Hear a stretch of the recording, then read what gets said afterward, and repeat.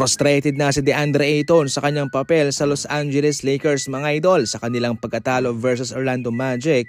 Itong si DeAndre Ayton ay naririnig na nagsasalita na they're trying to make me Clint Capela. I'm not no Clint Capela. Gusto lang ipagawa ng Los Angeles Lakers sa kanya kung ano ang ginagawa ni Clint Capela. Ang ginagawa kasi ni Clint Capela mga idol, kung kayo'y pamilyar sa kanyang laruan, ay yung lob catching, naghihintay ng pasa sa kalaban at sabay dunk or layup at rim running. Kumbaga, tatakbo ka sa ring at papasahan ka. Yun ang ginagawa ni Clint Capela at yun mismo ang gustong gawin ng Lakers kay DeAndre Ayton. Ngayon siya ay na-frustrate sapagkat ang ganong order para sa kanya ay nakakalimita sa kung ano ang kanyang kakayahan sa pag-score. Mayroon siyang kakayahan na makapuntos, makatulong, pero limitado ang kanyang trabaho. Kumbaga parang siya'y inilalagay sa isang hawla na limitado ang kanyang maigagalaw.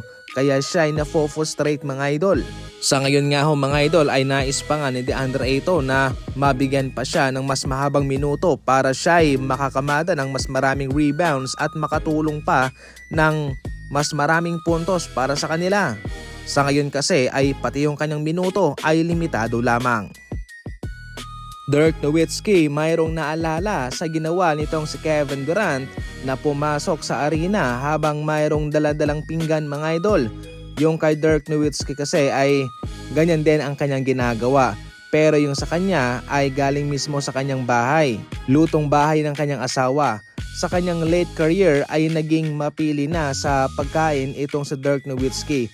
At mas prefer niya yung lutong bahay. Kaya nung makita niya na itong si Kevin Durant ay mayroong daladalang pinggan ay naalala niya ang ginagawa niya nung siya ay naglalaro pa sa NBA mga idol. Sa mga hindi pa nakakaalam dyan ay meron nga pong nakahandang pagkain ang bawat kupunan sa kanilang mga manlalaro kapag may laban. Mayroong almusal, mayroong tanghalian at syempre bago ang laban, siguro mga 4 na oras ay mayroon silang inihahandang pagkain para sa mga ito. At syempre pagkatapos ng laban, mayroon din silang isiniserve na pagkain sa kanilang locker room. Kung tutuusin nga ay hindi lang pagkain ng libre sapagkat maraming mga t-shirt, mga pajama, mga hoodie, at kung ano-ano pa ang ibinibigay na libre ng mga kupunan para sa mga players. Libreng damit na, libreng pagkain pa. Usually ang kinakain mismo ng mga NBA players bago ang laban ay yung carbohydrates